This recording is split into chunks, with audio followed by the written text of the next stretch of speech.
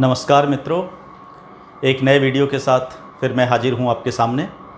और आज के इस वीडियो में हम लोग किचन कैबिनेट और शैडो कैबिनेट से छाया मंत्रिमंडल कहते हैं के बारे में जानने का प्रयास करेंगे। तो आइए जानते हैं किचन कैबिनेट क्या है और शैडो कैबिनेट क्या है। सबसे पहले हम लोग जानते हैं शैडो कैबिनेट।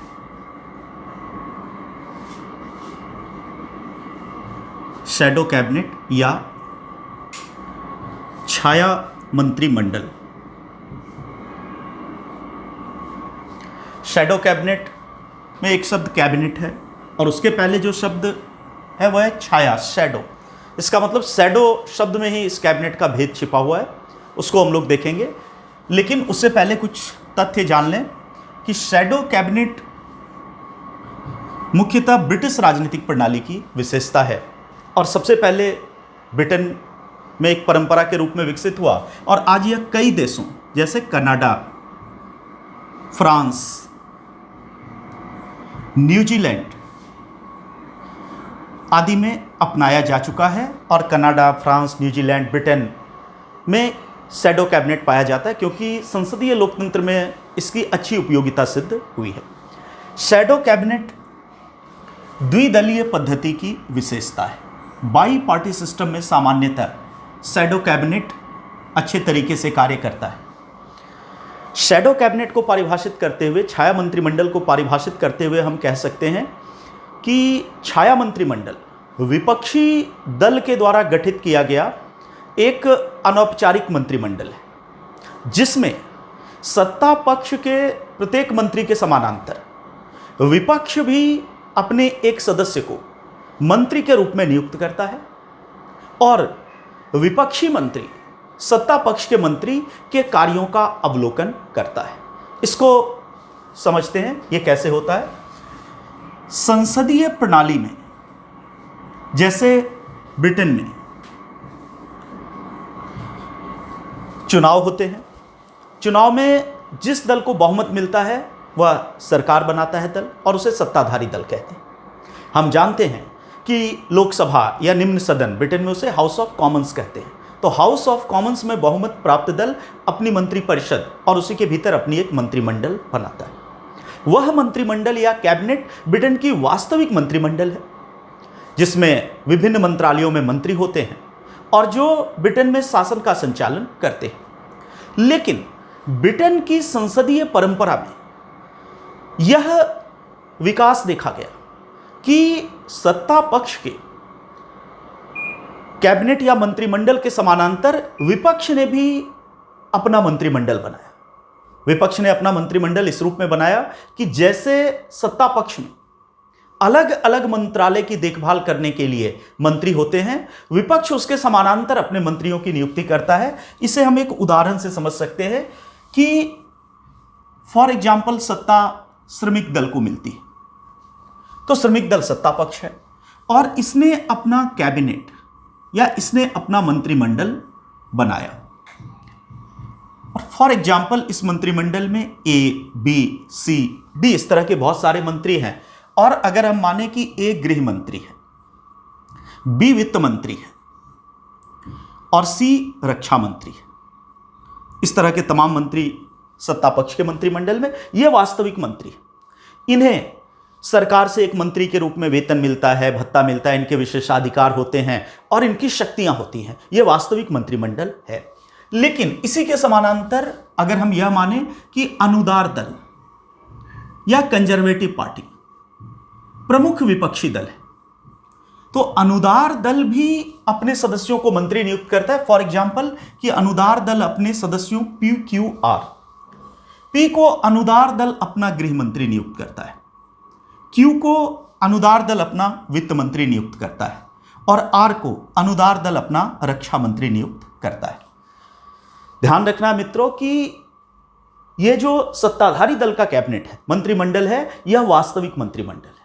इसके पास शक्तियां हैं, यह सरकार चलाता है। यह वास्तविक मंत्रिमंडल नहीं है, इसीलिए इसे हम छाया मंत्रिमंडल या शैडो कैबिनेट कहते हैं। फिर इसका कार्य क्या है? पी को यह जिम्मेदारी दी जाती है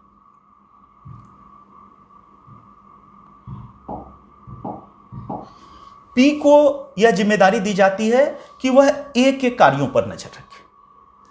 क्यू को यह जिम्मेदारी दी जाती है कि वह बी के कार्यों पर नजर रखे, और आर को यह जिम्मेदारी दी जाती है कि वह सी के कार्यों पर नजर रखे। यह वास्तविक, इसीलिए इसे छाया मंत्रिमंडल कहते हैं। यह वास्तविक मंत्रिमंडल नहीं है, लेकिन एक सत्ता पक्ष का गृह मंत्री है, उसी के समानांतर पी विपक्ष का गृह मंत्री, और विपक्ष का गृह मंत्री सत्ता पक्ष के गृह मंत्री पर नजरें रखता है, उसके क्रियाकलापों का मूल्यांकन करता है। इन्हें वेतन मिलता है, इन्हें कोई वेतन नहीं मिलता है। सवाल उठता है ये किस प्रकार अपना काम करते हैं। इन्हें सामान्यतः विपक्षी दल स्टेपेंड या भत्ता देता है। और ब्रिटिश शासन में यह परंपरा है कि चूंकि वहां द्विदलीय पद्धति है, इसीलिए सत्ता का हस्तांतरण दो प्रमुख दलों लेबर पार्टी और कंजर्वेटिव पार्टी के बीच होता है, श्रमिक दल और अनुदार दल के बीच होता है। तो मान लीजिए कि अगले चुनाव में अनुदार दल की सरकार बन जाती है और श्रमिक दल प्रमुख विपक्षी दल बन जाता है, तो शैडो कैबिनेट परंपरा अनुसार वास्तविक कैबिनेट बन जाता है, और जो वास्तविक कैबिनेट है वह शैडो कैबिनेट बन जाता है। तो ब्रिटिश परंपरा में इसे हम शैडो कैबिनेट कहते हैं। सवाल उठता है कि शैडो कैबिनेट ब्रिटेन ने क्यों अपनाया, या ब्रिटेन के बाद न्यूजीलैंड, कनाडा, फ्रांस ने इसे क्यों अपनाया। इसके बहुत जबरदस्त फायदे, और फिर हम देखेंगे भारत में शैडो कैबिनेट को अपनाने या इसके व्यवहार में आने की कुछ संभावनाएं हैं या नहीं। शैडो कैबिनेट बहुत ही फायदेमंद अच्छी चीज है, और इसका सबसे पहला लाभ है शैडो कैबिनेट का कि इसके कारण एक शक्तिशाली विपक्ष का जन्म होता है। एक ऐसा शक्तिशाली विपक्ष जो तथ्य, आंकड़े के मामले में काफी समृद्ध होता है, क्योंकि आप ध्यान रखें कि सत्ताधारी दल के प्रत्येक मंत्री पर नजर रखने के लिए विपक्ष का एक अनौपचारिक, ध्यान रखना, या अनऑफिशियल, विपक्ष का एक अनौपचारिक या अनऑफिशियल मंत्री। इसका तात्पर्य है कि सत्ताधारी दल के मंत्री जो भी कार्य करते हैं उसकी नजर रखने के लिए, उसको विजिल करने के लिए एक पर्टिकुलर मंत्री होता है, एक पर्टिकुलर व्यक्ति होता है। इससे विपक्ष मजबूत होता है। जब विपक्ष मजबूत होता है और तथ्यों से संपन्न होता है, तो इसके कारण संसद में रचनात्मक और सारगर्भित बहस हो पाती है। संसद में रचनात्मक और सारगर्भित बहस हो पाती कैसे? चूंकि भारत और ब्रिटेन की संसदीय प्रणाली की व्यवहारिक कार्य प्रणाली को यदि हम देखें, तो भारत में यदि वित्त मंत्री कोई बयान देते हैं, या मान लीजिए चीन के मामले में रक्षा मंत्री सदन में कोई बयान देते हैं, तो चूंकि हमारे यहां शैडो कैबिनेट या छाया मंत्रिमंडल की परंपरा नहीं है, अतः उनके बयान का जवाब हर दल के अलग अलग नेता देंगे। और वित्त मंत्री जब कोई बयान देते हैं तो वही नेता उनका भी जवाब देंगे। गृह मंत्री जब कोई बयान देते हैं वही नेता उनका ही, अधीर रंजन दास, सबका जवाब देंगे।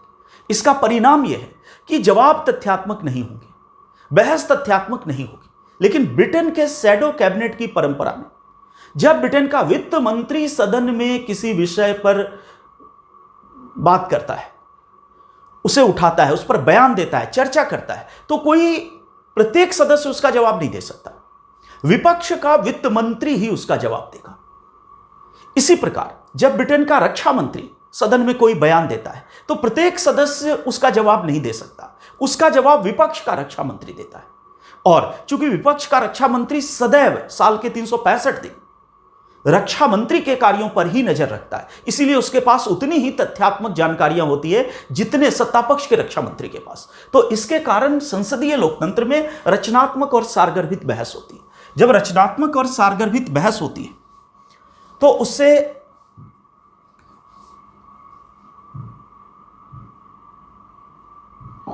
उससे जनता की राजनीतिक शिक्षा होती है।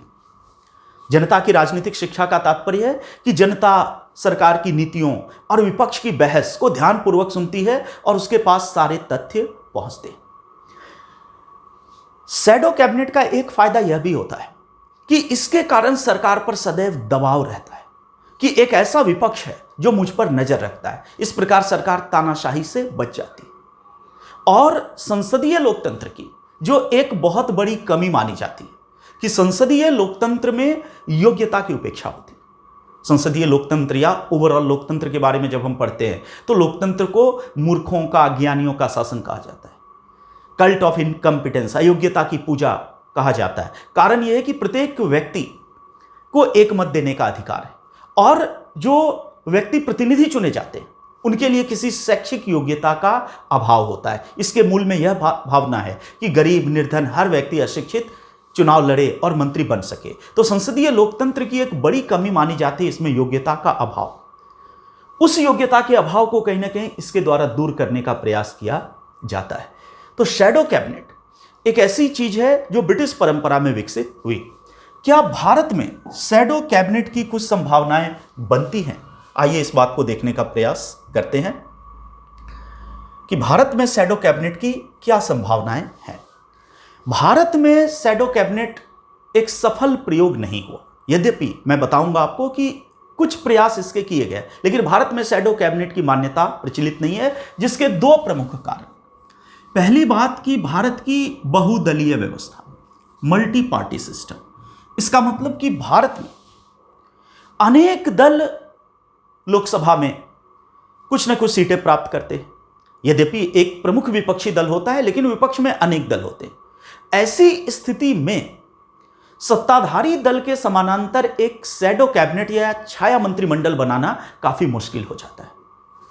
आज के परिप्रेक्ष्य में यदि आप सोचें कि एक शैडो कैबिनेट बनाना है तो विपक्षी दलों में किस प्रकार एकता हो पाएगी? एकता होना बहुत मुश्किल है, जबकि शैडो कैबिनेट वही संभव है जहां दो दल हों और दलों में कठोर अनुशासन व्याप्त हो। तो भारत की बहुदलीय पद्धति इसके मार्ग में बाधा है। और दूसरी बाधा भारत की राजनीतिक संस्कृति है, पॉलिटिकल कल्चर है, जहां सामान्यतः राजनीतिक जीवन में सहनशीलता का अभाव है, समन्वय का अभाव है, मैच्योरिटी का अभाव है। और इसीलिए भारत में ऐसा सामान्यतः नहीं हो पाता है जब छोटे बड़े दल मिलकर और एकीकृत विपक्ष के रूप में कार्य करें। इसलिए भारत में शैडो कैबिनेट बहुत बड़ी रियलिटी के रूप में नहीं है। लेकिन प्रांतीय स्तर पर, केंद्र में भारत में शैडो कैबिनेट का प्रयोग सफल नहीं हुआ, प्रांतीय स्तर पर कुछ प्रयोग किए गए कभी कभी। से 2005 में महाराष्ट्र में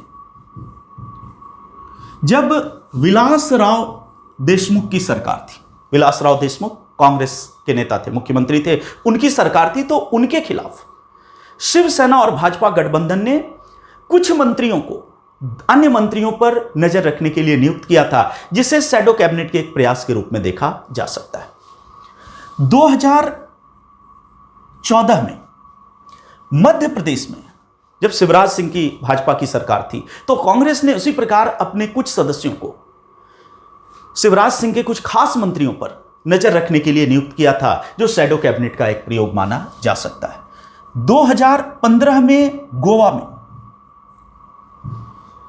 एक एनजीओ था जेन नेक्स्ट।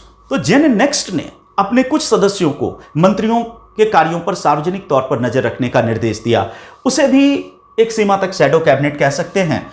और अभी सबसे नवीनतम 2018 में केरल में एलडीएफ, डेमोक्रेटिक फ्रंट की सरकार और पी विजयन मुख्यमंत्री के कुछ मंत्रियों पर नजर रखने के लिए केरल के कुछ बुद्धिजीवियों ने, जिसको हम सिविल सोसाइटी कह सकते हैं, कुछ लोगों को नियुक्त किया है, जिसे शैडो कैबिनेट कहा जा सकता है। फिर भी ब्रिटिश संदर्भ में इन्हें हम शैडो कैबिनेट नहीं कह सकते। तो भारत में शैडो कैबिनेट की परंपरा प्रचलित नहीं है।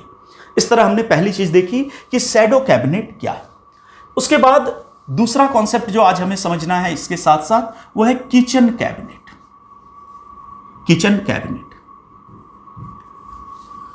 किचन कैबिनेट में किचन शब्द जुड़ा हुआ है, लेकिन किचन से आपको कभी इस प्रकार की बात नहीं समझनी है कि इसकी बैठक किचन में होती है या इसमें किचन के मुद्दे उठाए जाते हैं। यह बिल्कुल एक तकनीकी कॉन्सेप्ट है। शैडो कैबिनेट हमने देखा कि ब्रिटिश परंपरा में विकसित हुआ, लेकिन किचन कैबिनेट का विकास अमेरिकी परंपरा में हुआ, यूएसए की देन। और यूएसए में एक राष्ट्रपति हुए थे एंड्रयू जैक्सन। सबसे पहले एंड्रयू जैक्सन ने अपने कुछ करीबी लोगों से सलाह लेना शुरू किया, जो वास्तव में मंत्री नहीं थे। और पहली बार किचन कैबिनेट वर्ड वहीं से आता है, उन्हीं सहयोगियों को किचन कैबिनेट का नाम दिया गया। उसके बाद अमेरिका में एक दूसरे राष्ट्रपति हुए, थियोडोर रूजवेल्ट। दो रूजवेल्ट अमेरिका में राष्ट्रपति हुए, एक फ्रैंकलिन डी रूजवेल्ट और दूसरे थियोडोर रूजवेल्ट। तो थियोडोर रूजवेल्ट की बात कर रहा हूं। थियोडोर रूजवेल्ट के समय किचन कैबिनेट को टेनिस कैबिनेट का नाम दिया गया। थियोडोर रूजवेल्ट अपने कुछ दोस्तों के साथ टेनिस खेलते थे और माना गया कि उन्हीं की सलाह पर शासन के निर्णय लिए जाते थे और उसे टेनिस कैबिनेट का नाम दिया गया।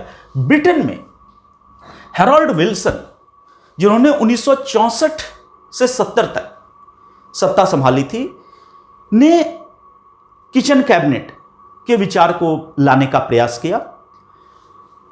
अब इसे हम भारत के संदर्भ में समझते हैं कि भारत में संविधान में किचन कैबिनेट जैसे किसी शब्द का उल्लेख नहीं।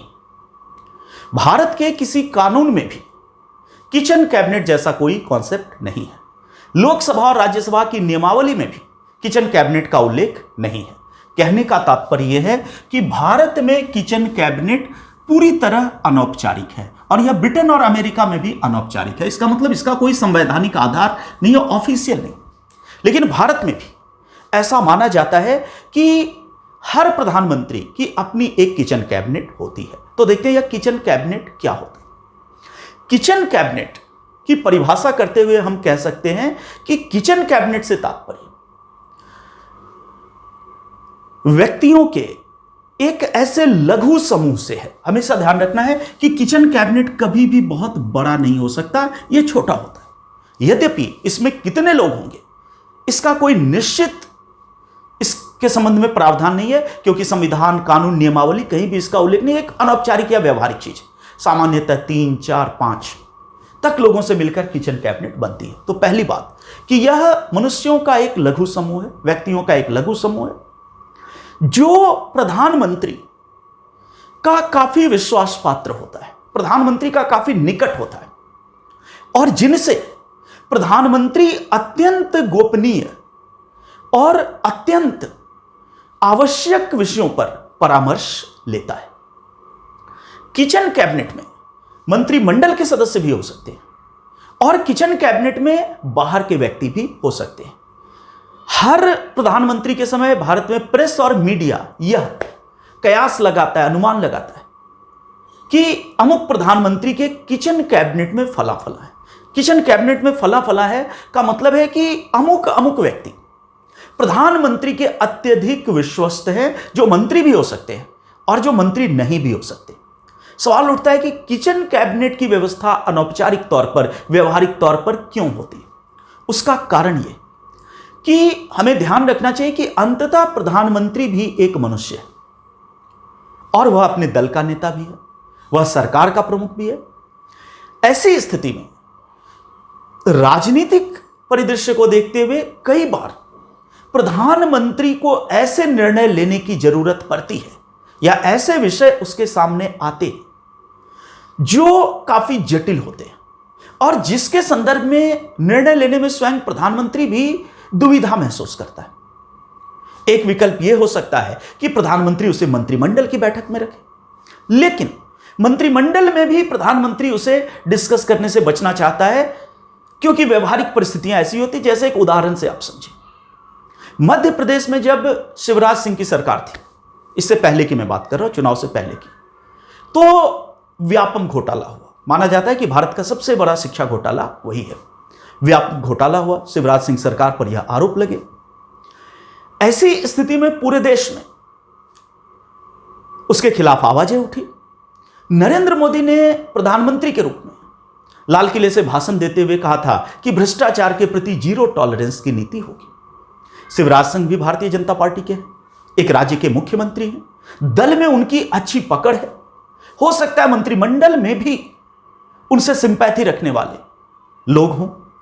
ऐसी स्थिति में यदि नरेंद्र मोदी के सामने यह दुविधापूर्ण स्थिति पैदा होती है कि क्या शिवराज सिंह को दल से बाहर कर दिया जाए, क्योंकि अंततः सरकार का मुखिया होने के कारण भ्रष्टाचार के उन आरोपों का जवाब प्रधानमंत्री को देना पड़ेगा। तो प्रधानमंत्री दुविधापूर्ण स्थिति में कि शिवराज सिंह के संदर्भ में क्या किया जाए, क्या सरकार को बर्खास्त किया जाए या नहीं किया जाए, अपनी ही सरकार। यदि वह मंत्रिमंडल में इस विषय को रखे, अपने उन सहकर्मियों से परामर्श करना चाहे, तो वहां भी समस्या है कि वहां भी शिवराज सिंह के सहयोगी हो सकते। ऐसी स्थिति में हर प्रधानमंत्री के 3, 4, 5 ऐसे अत्यधिक विश्वास पात्र व्यक्ति होते हैं जिन पर प्रधानमंत्री को पूरा भरोसा होता है, और तब ऐसी परिस्थिति में प्रधानमंत्री उनसे परामर्श करेगा और वही व्यक्ति किचन कैबिनेट के सदस्य माने जाते हैं। जैसे वर्तमान समय यह माना जाता है कि अमित शाह, राजनाथ सिंह ऐसे व्यक्ति नरेंद्र मोदी के किचन कैबिनेट के मेंबर्स हैं।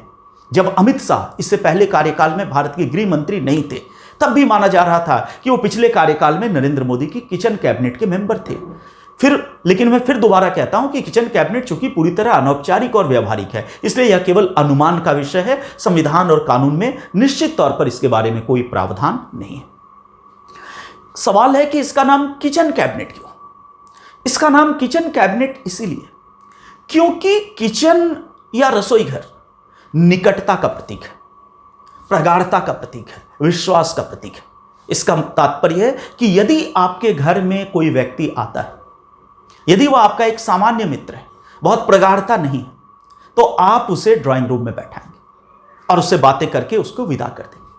लेकिन यदि आपका कोई ऐसा मित्र आता है जो आपका बचपन का दोस्त है, जिससे कोई पर्दा नहीं, जिससे 100% भरोसा है, और यदि आप किचन में हैं तो आप उसे किचन तक में आमंत्रित कर सकते हैं। इसका मतलब किचन कैबिनेट में किचन इस शब्द को दिखाता है कि जिस व्यक्ति की पहुंच आपके किचन तक है, घर के अंदरूनी भाग तक है, वही व्यक्ति किचन कैबिनेट का मेंबर होता है। तो इस तरह से किचन कैबिनेट में प्रधानमंत्री के सबसे विश्वास पात्र व्यक्ति शामिल होते हैं। शैडो कैबिनेट और किचन कैबिनेट दोनों ही अनौपचारिक संकल्पनाएं हैं। संविधान, कानून, परंपरा, कहीं पर भी संविधान और कानून में कहीं भी इसका उल्लेख नहीं है। ये व्यवहारिक चीजें। भारत में शैडो कैबिनेट के प्रयास सफल नहीं हुए। यद्यपि किचन कैबिनेट भारत में ऐसा माना जाता है कि हर प्रधानमंत्री के साथ होता है। तो आज के इस वीडियो में हमने देखा कि किचन कैबिनेट और शैडो कैबिनेट का अंतर क्या है। यदि आपको ये वीडियो पसंद आया हो तो इसे लाइक करें, शेयर करें और सब्सक्राइब करें, ताकि 100 वीडियो बनाने की अपनी योजना का मोटिवेशन मुझे निरंतर मिलता रहे और मैं आपके लिए फिर एक नया वीडियो लेकर आऊं। Thank you. जय हिंद।